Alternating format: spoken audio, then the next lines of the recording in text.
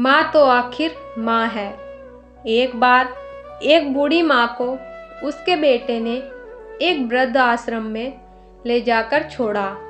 इस माँ का ये वही इकलौता बेटा था जिसके लिए इस माँ ने जीवन भर संघर्ष किया। इस बेटे के लिए वो सब कुछ किया जो एक माँ को करना चाहिए या माँ कर सकती है, और आज भी अपने बेटे को किसी भी तरह की परेशानी ना हो इसलिए आश्रम में रहने के लिए भी तैयार हो गई। वृद्ध आश्रम में रह रही माँ हमेशा अपने बेटे को याद करती, मगर बेटा केवल साल में एक बार उसको मिलने ही जाता या फिर फोन पर बात कर लेता। कई साल बीत गए। वृद्ध आश्रम से बेटे को एक दिन फोन आया। उन्होंने कहा, बेटा जल्दी से आश्रम आके अपनी माँ से मिल लो, वो बहुत सीरियस हैं। बेटा जब अपनी माँ के पास गया तब वह अपनी आखिरी सांसें गिन रही थी।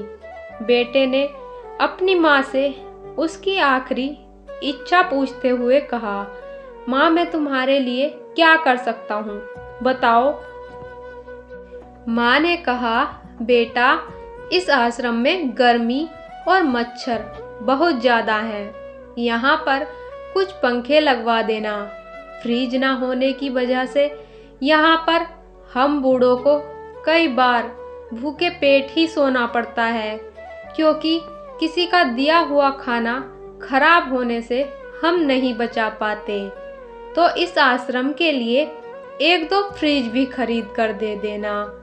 बेटे ने अपनी माँ की सारी बात सुनी और अपनी माँ से पूछा, आपने इतने साल यहाँ पर निकाल दिए पर आपने कभी भी यह बातें मुझसे नहीं कही, और अब जब आपके पास टाइम नहीं बचा है तब आप यह सब कह रही हैं। ऐसा क्यों?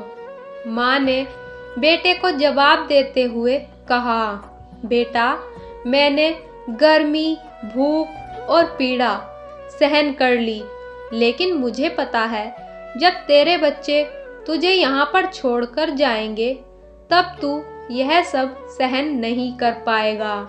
इसलिए तेरी सुविधा के लिए मैं तुझे यह सब लगाने के लिए कह रही हूँ।